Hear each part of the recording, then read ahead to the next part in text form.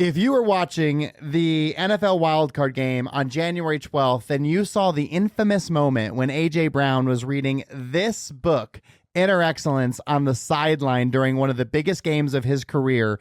And today we have a special opportunity to speak to the author, Jim Murphy, and you are not going to believe his story. His life literally changed on that day, and he has got such an incredible perspective. I cannot wait for him to share it with you. Be sure to like and subscribe, and most importantly, enjoy the episode.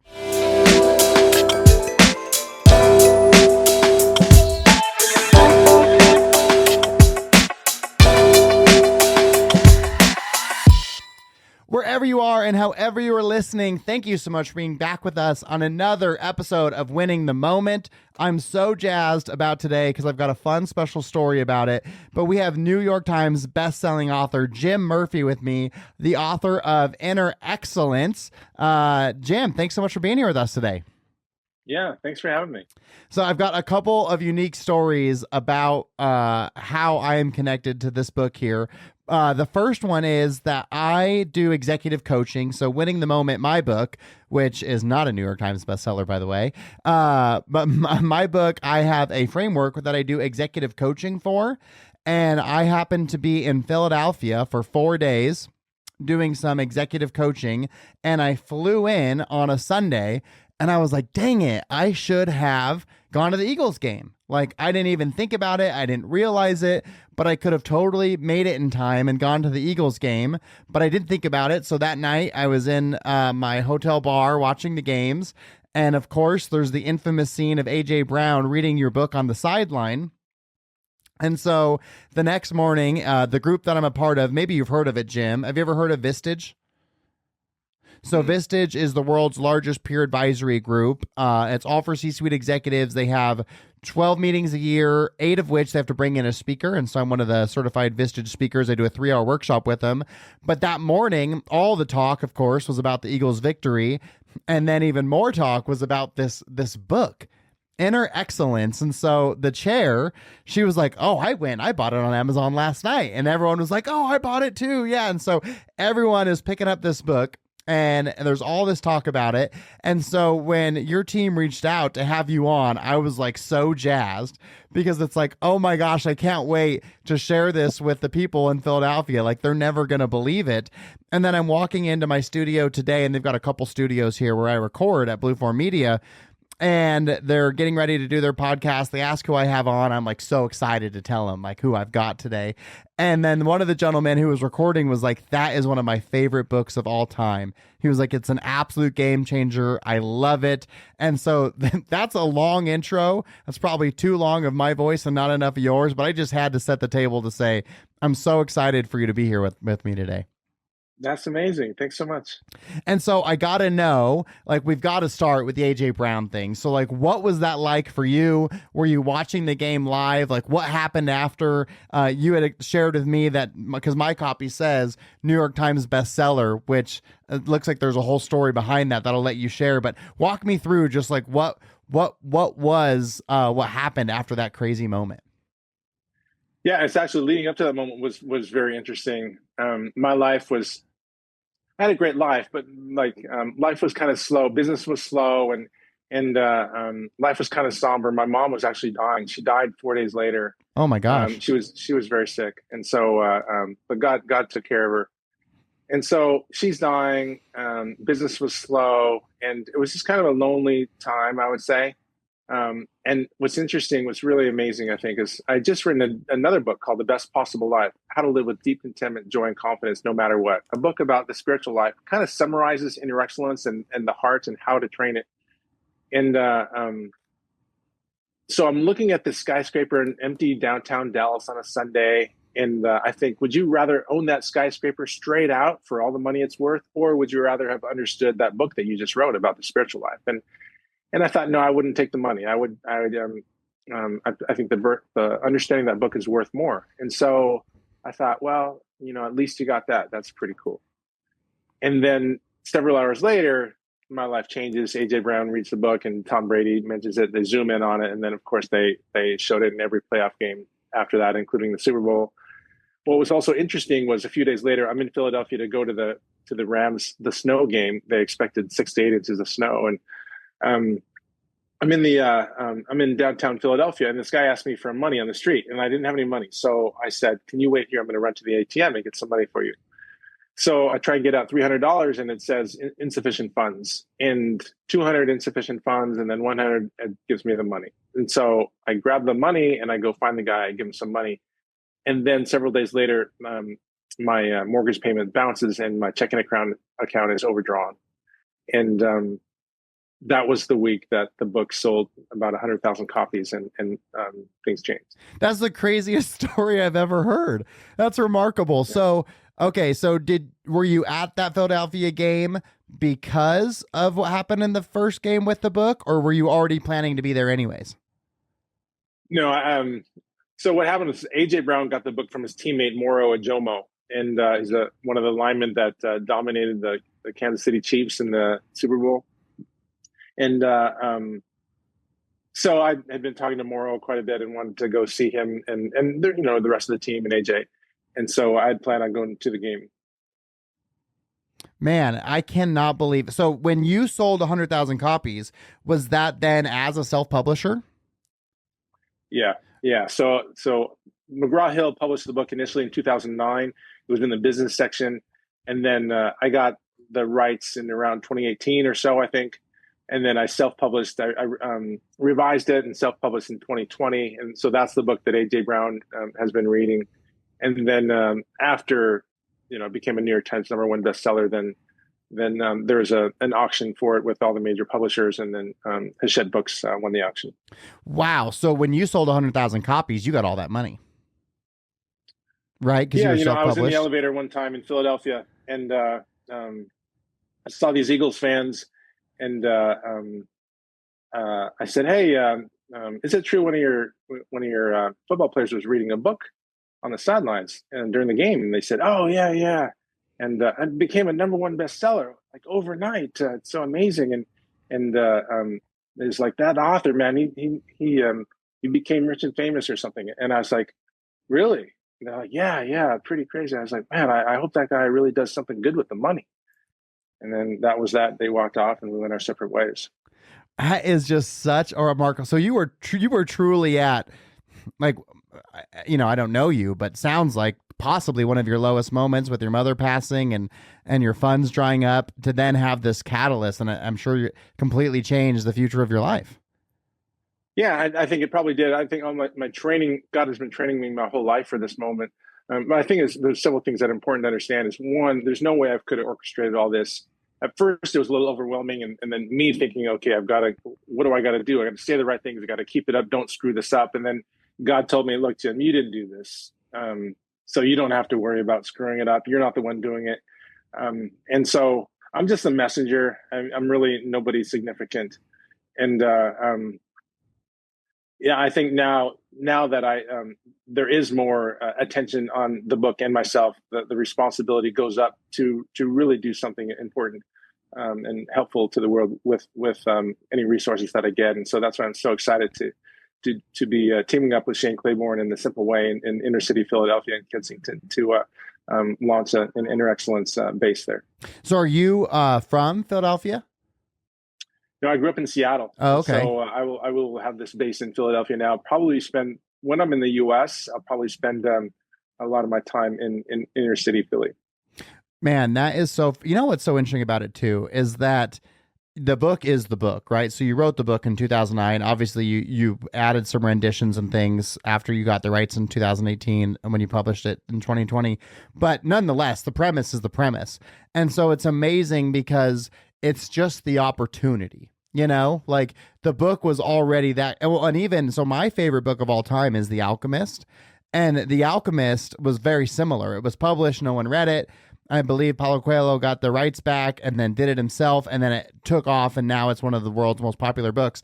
But it's the same thing. His book was the same. He didn't rewrite it, but you just need that catalyst. You need that opportunity. And so for everyone out there who's listening and like, maybe you're not getting what you thought you could, it doesn't mean you were wrong. It just wasn't your time yet, because I wonder mentally how that was for you, to now realize, like, after, because 2009 to when that happened, that's a long time. That's like what, 15 years, 16 years. Mhm. And so to now have it be so renowned, and like to even get that feedback of the gentleman who was recording in the studio before I got here, that he said it was one of the best books he's ever read. If AJ Brown doesn't read it, neither does he, And so Right. what's that like, just emotionally and mentally, to just have that opportunity to get that exposure and have a message that obviously matters to you because you wrote it, be able to be shared at such a capacity? Well, it's such a I'm so grateful to AJ Brown that he listened to God. I think the one that and tomorrow said, "Hey, you should read this book," and that I can be a part of anyone's life because, like I said, I'm just a lowly messenger, and if you were me, I think you would see that. Look, there's no way I could have orchestrated all these things that happened in my life to prepare me for this moment and to make this happen. And so, if it wasn't so crazy and surreal, then maybe I would start to think, oh yeah, I'm somebody, I did it. But I can see it's obvious that God has done all this, and I'm just a small tiny part of it. Did you always have that like spiritual belief that you do now, or was it like your mother's passing that was a catalyst for that? What brought you to having that like immense faith? Yeah. Well, if I told you I wasn't very self-centered, then all you have to do is call up my childhood friends and anyone that's known me for the last 40 years and say he's not telling the truth. So self-centeredness has always been my biggest challenge, and so no, my life has greatly changed. Actually, when I was writing the book, I spent 5 years of full-time writing and researching inner excellence and 2.5 years in the desert, and it was a lonely time. And after that, I had spent my life savings and was $90,000 in debt. I kind of put all my eggs in one basket. I almost had a mental breakdown, and that's when I met this homeless harpist, and his name was Zoe. And it's kind of a long, amazing story about what God did.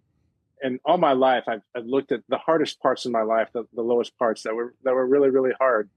Now I see that they're all training for me, and especially for this moment. And I think anyone that's listening and watching is really to understand that you're always in training, and so important to understand is that we don't know what's best for us circumstance wise and result wise. And the thing that you want most may not be good for you. And not only that, it might be the worst thing for you. And the thing that you want the least, the thing that you wish would never happen, could be the best thing for you. That's why it's so crucial to understand that the best possible life has one foot in joy and one foot in suffering. And we rarely know which is which. That's so fascinating. And I'm curious, like, when you went to get that money for that homeless person and it rejected and it rejected, and then 100, it let it happen. Did you have any thought of like, man, once you got those insufficient funds, like, oh, I just can't give him any money because I need it. Well, it wasn't like, I mean, I had money in savings and stock, whatever, that I could have got Oh, withdrawn. okay. I wasn't able to pay off my credit cards that month with my monthly income. Sure. And so I could have taken money out of savings. I didn't. And I don't check my checking account too often. So I didn't know I was down to, like, when it said insufficient, that's why I tried to get 300. I had no idea what was in there. And, but the same thing happened when I was in the desert, like some crazy, my life has some amazing things that have happened, these miraculous things. Like when I was in the desert, I was $90,000 in debt, and I was having this mental breakdown. I was almost about to fall to my knees, and because I had spent 5 years full time writing and researching this. We're created for relationship, and I'd really isolated myself for the most part for 5 years, and the books in bookstores around the world, but I'm in downtown Denver, and my mind is thinking, yeah, it's great, the books in bookstores around the world, but you have no money to hire someone to market the book. I mean, my net worth was negative $90,000. You don't know how to do marketing, and you don't like talking about yourself. And so this is not a good marketing plan. If no one hears about the book, no one will buy the book. And if no one buys the book, then it'll be pulled off the shelves, and this could happen in a matter of moments. And so that's when I called my friend. I said, what do I do? And he said, find a homeless person and help them. And so then I look around the corner, and then there's this homeless harpist. And I look in my wallet, and I had $100. And for me to have $100 in my wallet at that time meant I probably took a cash advance because, like I said, I was $90,000 in debt. Most of my credit cards were maxed out. And so, really had any money in my wallet, but I had $100 that day. And so I gave him that $100. And that's really when my life changed. That was one of the greatest, I think, of my life. So that homeless guy's name was Zoe, which was what I was writing the book about, this absolute fullness of life. And so I think of my life pre Zoe and post Zoe from that Interesting. moment when I met him and gave him that $100. And what was because you played professional baseball, right? Yeah, 5 years in the minors. 5 years in the minors. So what drove you to want to write the book originally? So when you spent those 5 years reading it, what was your motivation and desire to put the pen to paper and create this book? Well, I didn't go to the desert to write a book. I had no plans to write a book. Okay. I went there to go figure out what to do with my life, find something that I could devote my life to. And so just what happened was when I was there, I decided to become a personal coach to pro baseball players and teach them how to have peace and confidence under pressure. And my first two clients did so well that I thought I'd put together a little manual for future clients. And then that manual turned into 5 years of writing and research that became Inner Excellence. Oh, wow. Can you share who those clients were? Yeah, one of them was a guy named Bucky Jacobson. He was a minor leaguer, played, I think, 7 or 8 years in the minor leagues. So when we met, and then we started to work together. And then that summer, he became one of the biggest major league stories of the year for a rookie. Wow. Played for the Mariners. And so another one was, I wrote about her in the book, softball player, University of Arizona.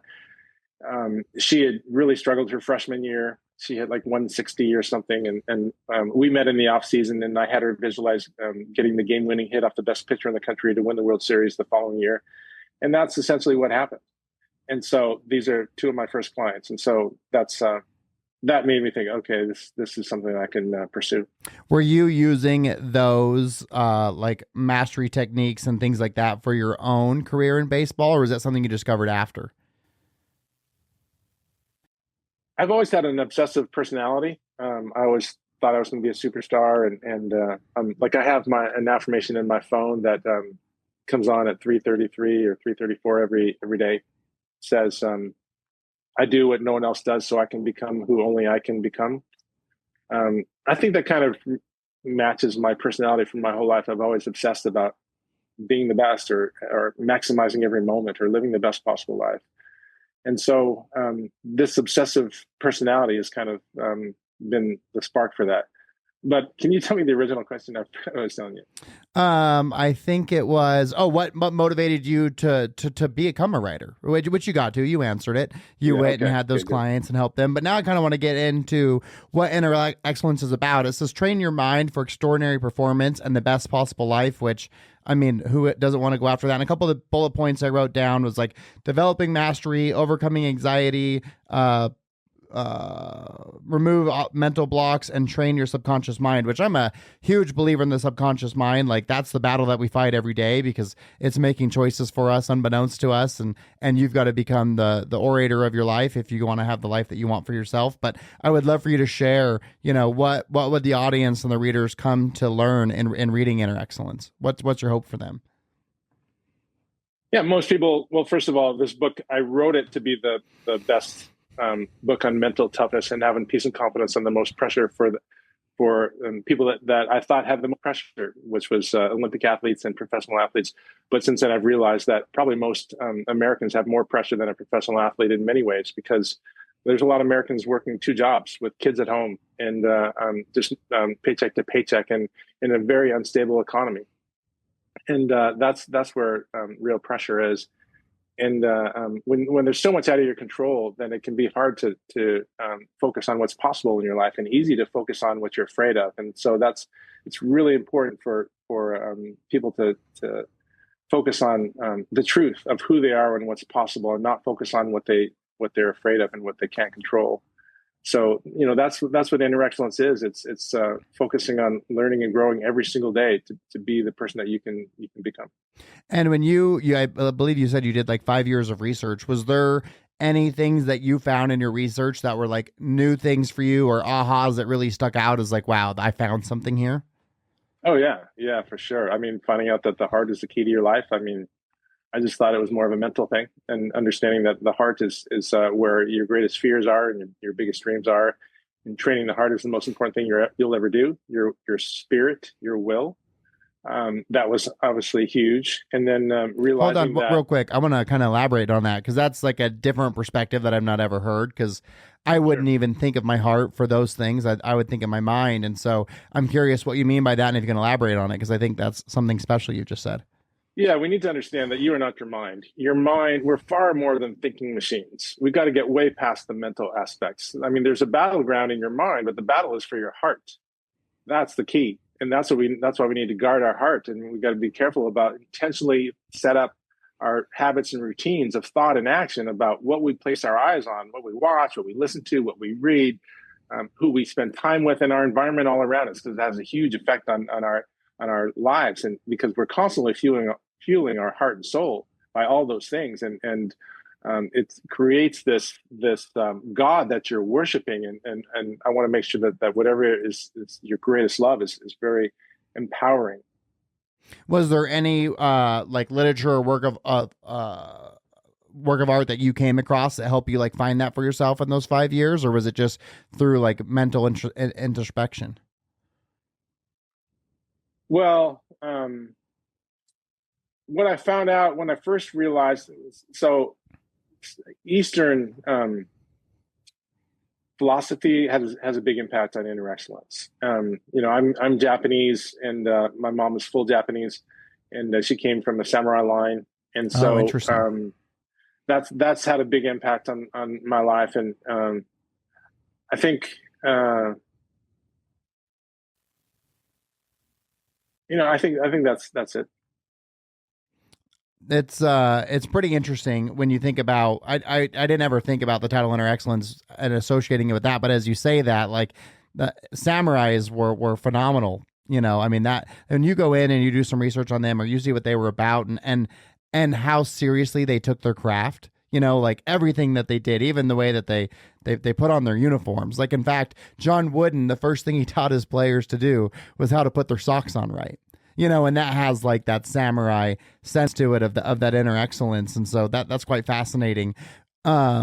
When did you feel like you had a full book? Like as you're in this journey, it was just going to be a workbook at first for future clients. At what point did it evolve for you to like, wow, I've got like a whole piece? Because this is a significant book. I mean, that's a good sized book with a lot of pages and a bunch of great content. So when did you realize you had more than just a workbook?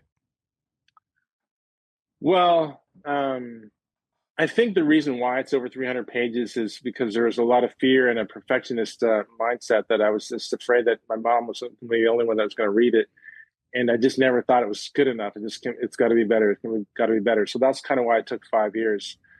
But also, I wanted it to be a manual that people could use for the rest of their life to constantly look back on, and when they have challenges and problems, that they can do the exercises in the book and remember the principles and the mindset and learn the skills. Well, I think I even remember AJ Brown talking about it and saying that like he was going back and rereading stuff. It wasn't like he was just on a leisure read. He was like referencing back things that stuck out to him to like mentally prepare to be the best in the game that he could be. Yeah, I mean, this book is not light reading. It's very dense. Like it's something. Like I said, that's why I think, a lot of people think of it as a manual to refer to over and over. And so, like AJ, it's not something for entertainment. It's like, do you want to live an extraordinary life? Here's what you're facing. Here's what human nature is, and here's how to optimize human behavior. So obviously, after the AJ Brown thing, it took off. It was number one on Amazon. Then it became a New York Times bestseller, and then also now you have a publisher. So how has your life changed from that small moment? Like what's different for you now than before?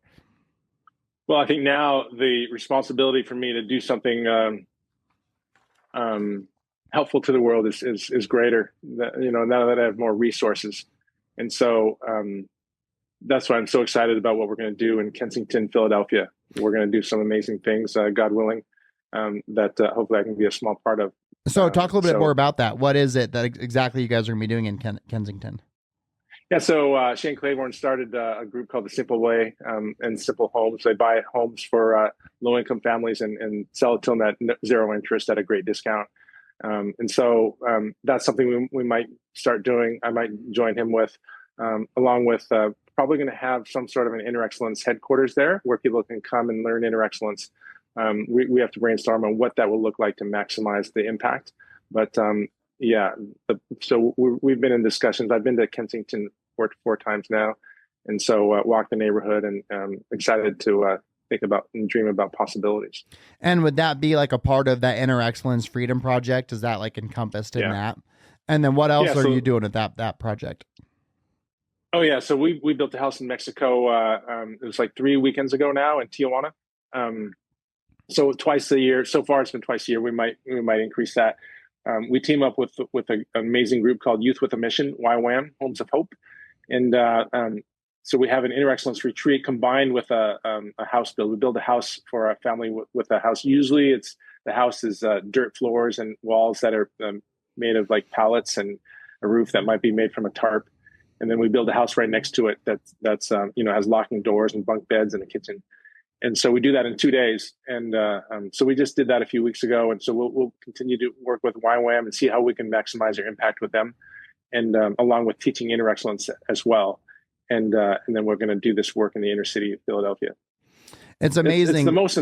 This is the thing that I've been so excited about. When this all went down with AJ Brown, everyone asked me about your life has changed, and a lot of people want to talk about me. And so it's always gone to, this is the most important, most exciting thing I'm passionate about, is the work we're going to do in Kensington. I love that. Well, what's wild too is like that wasn't actually that long ago. It was like only 4 months ago, So it's like I can't imagine the whirlwind that you've been on over these last 4 months. I mean, like your life has been completely mixed up, and you're on a whole new path. And as I was thinking about that, I was like, wait, it's only May. Today it's May 9th, so it's like not even quite 4 months, right? Because I was like January 13th, I think, when that happened. Yeah, I've just been like, we were on the Today Show a couple weeks ago, and just the amazing people that I've met is such a gift. And to be able to share this message that selfless is fearless, and that there's a better way to live is, I can't. It's just hard to believe that, it's surreal that God would choose me to be one of the messengers. Yeah, what an exciting thing. Okay, so one question that I like to ask all of my audience. So my book is Winning the Moment, and I think that wins can be defined in however you see fit. But in that premise of knowing that you get to dictate what a win is for you, what would you say is the biggest win you've ever had in your life? Oh yeah, surrendering to a power greater than myself. Just like, if you meet someone that's been through AA, those are some of the most amazing people, because they face some of the most amazing adversity and overcome it. And greatness is not when you win a World Series or do something like that. That's just really cool. What's great is when you have incredible adversity and you surrender your power for a greater power. And so that's the most amazing, courageous thing that's I've ever seen. And when in your life did that happen for you? Because I find that to be so fascinating. It's a conversation I love to get into with people, because it's not something that, is tangible. You have to have the faith and you have to have the belief, and you've obviously referenced it on many occasions. So it's clearly a part of a fabric of your being. But when in your life trajectory did that like aha and realization come for you? Oh yeah, like I said, the pre-Zoe and post-Zoe days. That was April of 2010. April 1st, actually, I met Zoe, the homeless harpist, and when I was about to have that mental breakdown in February 2010 during the Vancouver Winter Olympics, my hometown. And then April 1st of 2010 was when my life really changed. I felt that God was telling me, there's nothing you've ever done or could ever do would change how much I love you. And this was a moment when I had so much anxiety. I was like a shell of a person. So weak emotionally. I had this image that I saw of this person that was literally, he had a sport coat on and chicken legs, like literal chicken legs. And so there's no way that person could stand on those legs, but this person was standing. And that's what I felt like. I was like so weak emotionally.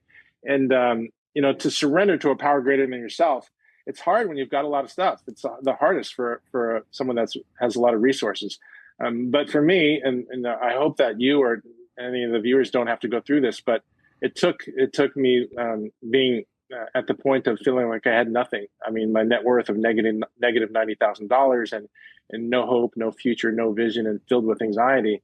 That's what it took me to surrender, and that was the greatest thing that I've ever accomplished in my life was that willingness to surrender my little power for the power of the universe. Well, I appreciate that vulnerability, because if someone doesn't know your story, right, and all they know is this guy wrote this book that AJ Brown read on the sidelines and he's a New York Times bestselling author, if you don't know the backstory, you could look at that and have like envy of your success, but so much success has those trials and tribulations attached to them, you know. And so I think that's what you have to be cautious of when you have that emotion of envy, is that you don't know what people have gone through to get where they are today. And I think when people like yourself can share those vulnerabilities and how you felt, and even as far as going to your net worth, because there's someone out there right now with a net worth of negative 90,000 who probably feels like that person with the chicken legs, but that doesn't mean that's where you have to stay. You know what I mean? And you're a testament to that. And I really appreciate you sharing that. And I'll share a funny story with you. My book came to reality also from, like the sign that I got. I'm a big believer in the universe. Obviously, I shared my love of The Alchemist, and so I had a publisher reach out to me, and we're in the conversation about the book, and I'm really kind of torn. I knew I wanted to do it because I always wanted to write a book. It was one of those bucket list items for me, and I really struggled with education when I was younger as a kid, and so I really self-educated myself as a young adult, and I read as much as I could about everything that I could. And so I wanted to be able to have that opportunity to share that gift with somebody else. But I think it was going back to like the imposter syndrome. Like you said, like only my mom's going to read it, you know, like that sense of who am I to write a book? Why am I even doing this? And so I'm in Ogden, Utah, and I'm with my team. We're there for a hospitality event. And so they all know about, you know, the possibility of the book. And we're at this bar, and we come outside, and there's some homeless people there, and I start talking to him, and he was like, "Hey, go get me a beer." And I was like, "I'll get you a beer." Sure. So I go and I bring a beer, and I'm sitting there talking to him, and he's telling me about his life and that he can move mountains. And his name was Hobo Jesus. That's the moniker that he went by. And Hobo Jesus? Hobo Jesus. And so we're having this conversation with him, and then I think he read the palm of one of my associates, and he said some things that were personal things with her that she'd never like shared with anyone. And then of course she shared them with me because I was there with her in this experience. And so it was like, whoa, that was wild. Like, she's like, I've never talked about that before. And things from her childhood that were really personal. And it was like, wow, that's wild. It's like, all right, do mine. And then he says to me, he was like, oh, you're supposed to do something. In fact, you're supposed to write a book, but you're scared, and I'm here to tell you to do it. And it was like that moment of like, holy shit, you know, you want signs from the universe, and sometimes it's as obvious as Hobo Jesus telling you to do it, you know. And he could have never known that I had a book, or that was on the precipice of a thought for me. And so that was actually when I made my decision, like definitively, that yes, I'm doing it. So it's interesting to know that, you know, for each of us, that interaction with a homeless person was somewhat of a catalyst for what our future became. Amazing. So that's a pretty wild connection there. Okay, so obviously on the opposite, you know, there's you actually mentioned it, duality about foot in good and in bad, and I think that you can't have wins without losses, and I think in order to actually be great at winning, you have to be great at losing first. And so I'm curious for you, what's the biggest loss you've ever had in your life?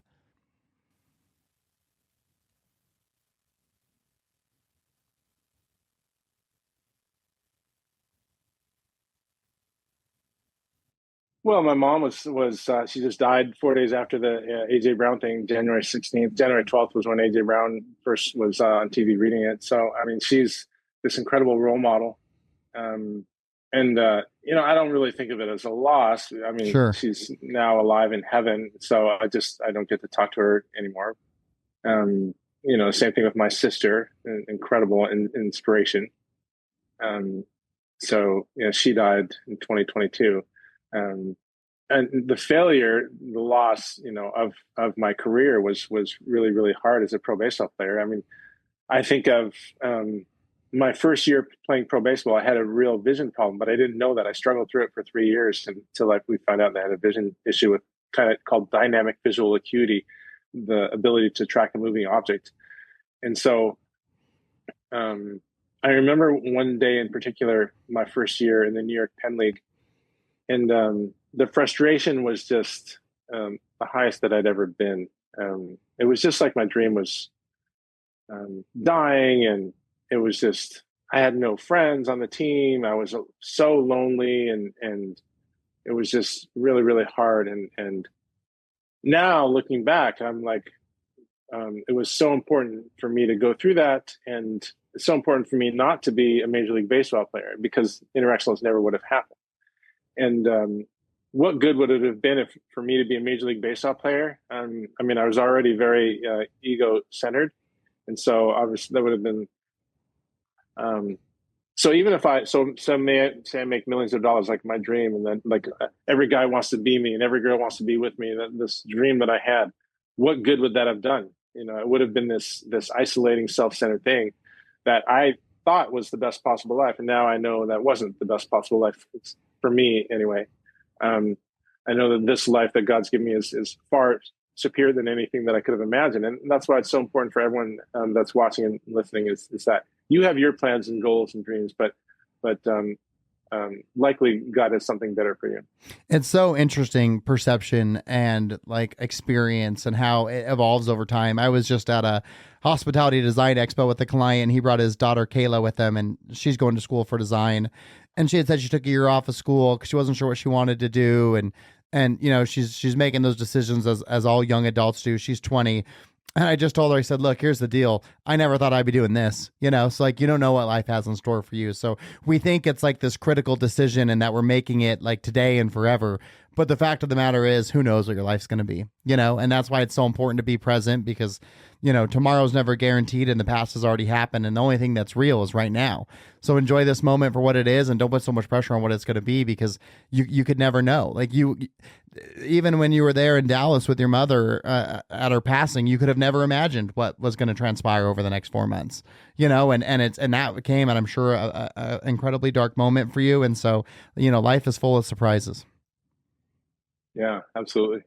Okay, so then the next question I have for you, this is one that has been very intriguing to me, and it's really an answer that I'm in pursuit of as I've gone through and done these executive coaching and spoken on college campuses.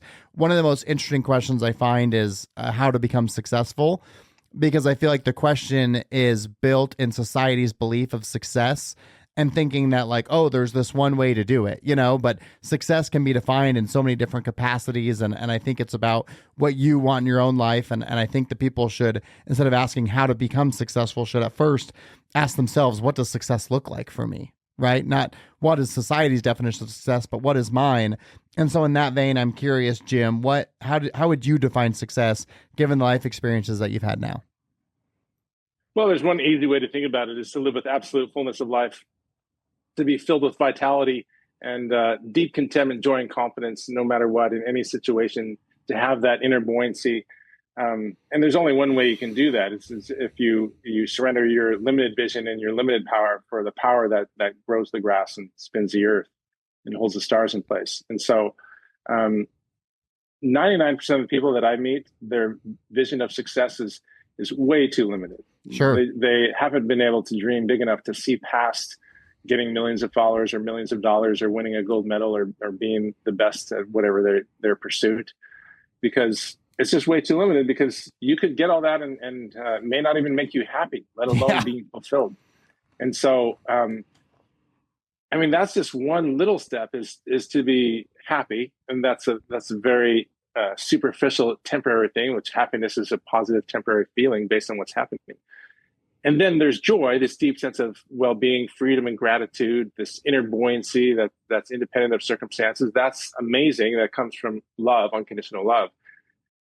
And then we get to like the highest level where fullness of life is when you dedicate yourself to a purpose beyond yourself, and which is the connecting to the most powerful force in the universe, which is unconditional love. When you love others, that's when you've got a chance to have that fullness of life and have that joy. And so, there's no way that I could define real success as just having good moments or good experiences. It has to be being the person that you're created to be, which is fully surrendered to the Creator. I love that answer. And I love that you talked about happiness, because I've got a part in my book that says, be cautious of all be happy win moments. Cause you kind of alluded to that you could want this gold medal or this World Series, and then you could get it. And then it's like you said, happiness is something you feel in the moment. Well, once it's over, you know, then what? You know what I mean? And so if all of your happiness is predicated on this future event, what we're telling our mind, that subconscious that we talked about earlier, is I can't be happy now. Because if I'm saying I'll be happy when I get that promotion, well, if I don't have the promotion today, I've already told myself, oh no, Cody, you can't be happy today because you don't have the promotion yet. You got to keep working, because once you get the promotion, then you've earned the right to be happy. Well, then you may get that promotion and realize you're not happy. And then that's, I think, when depression sets in, because it's like, oh shoot, I was in pursuit of this thing and I had all this delayed gratitude for this one moment. And that moment wasn't what I built it up to be in my mind. And now what? Where's my happiness going to come from? So I really love the introspection of how you preface it that. And I think that's that's an even deeper question, because you mentioned, becoming, and I'm not going to use your words correctly, but becoming the person that you're supposed to be. And even for myself, I'm 38 years old now. I don't know that I know the answer to that question yet. I don't know that I know who I'm supposed to be. And that's something that, man, what a gift it would be to know. I'm curious, with all the things that you've been through and with your inner excellence, do you feel like you have a grasp on that for yourself? Well, first of all, let's talk about happiness, that positive temporary feeling based on what's happening. This is the great American pursuit, to be happy. I think Mariah Carey said it years ago, what she wants, in getting interviewed by Larry King, and she said she just wants to be happy. And this is the great American mistake, because it's just this chase your tail, endless treadmill that never satisfies, always leaves you empty. And so if you're pursuing good feelings based on good circumstances, then that's a life of frustration and anxiety and stress. And so chasing happiness is a great mistake. The real thing to chase, that's going to bring you amazing moments, amazing experiences, deep, enriching relationships where you're learning and growing and making a difference, is to pursue this fullness of life that comes from a purpose beyond yourself, serving and loving others, making a difference in the world. That's interesting too, because like you had those two influential stories. What was the first homeless person? Was it Zoe? Yeah. So, and then of course the story you shared in Philadelphia, and it's so true, that because they always say, like, if you give back, you'll get more in return. And I think that's one thing where people who are struggling financially always feel as if they're not in a place to be able to give, and so they don't, but then the people who have this abundance are able to give because they have it, and then they get more abundance because they gave. And so I think if you're listening and you don't have a way to give financially, there's so many ways that you can give. Like you talked about your program and building the house in Mexico, there's so many ways to give back. And I really do believe that, and again, I'm gonna use the moniker of the universe, but the universe is watching and knows what it is that we say we want, and if our actions are aligned with the things we're after, I believe the universe will create the path for that to become your reality. And one of the best ways to do that is to show that you're willing to give to others. Sacrificial love, most powerful force in the universe. Okay, so now if our listeners are intrigued by this conversation, they want to be like AJ Brown, they want to read Inner Excellence, do you have a preferred place for for the link in the podcast? Or now that you're big time and a New York best time seller, does it not really matter and they can get it anywhere? Well, I'm like I said, I am really insignificant. I'm a child of God, so that's my great significance, but I'm no different than anyone else. Where they buy it, I think their local bookstore would probably be the best place. I mean, you can get it at Amazon or any bookstore. If they want to follow more of Inner Excellence, then sign up for the newsletter at innerexcellence.com. That's where they'll hear about things that we're doing, or join the Facebook group. Okay, so I'll put the link for the newsletter and the Facebook group, and then I'll throw a link in there for Amazon, since it's easiest for people to get that from their phones, but certainly support your local bookstore. That's the best case scenario. Jim, is there anything else you want to leave the listeners with? Well, you can also follow me on Instagram, Inner Excellence, Jim Murphy. But in other social media. The thing I'd like to leave the listeners with is that there's hope. And in the world today, there's a lot of fear, anxiety, and tension, and things out of your control, and violence. And it can be a very scary world that that you can lose hope for. And so I want you to know that what the world needs is you. The world needs you to have the courage to say, I'm going to pursue a purpose beyond myself with whatever I've got right now. I'm going to take baby steps to pursue that. And then I can live an extraordinary life, because to live an extraordinary life, all it takes is unconditional love, and anyone can give that, and anyone gets to have the byproduct of that love, which is joy. Oh, well, Jim, thank you so much for sharing that powerful message with my listeners. I love today's episode. I had no idea about the backstory, so that was so fascinating to hear. And you've obviously got a brilliant mind, blessed by God. So I appreciate you sharing that wisdom with all of us. And I look to stay connected with you. I'll be going up and signing for the newsletter myself so I can keep up on what Inner Excellence is doing. And thank you so much for your time today and sharing all your wisdom with the listeners. Thank you so much for having me. I'm so grateful. All right, Jim, have a great rest of your week. Yeah, you too. Okay, Jim.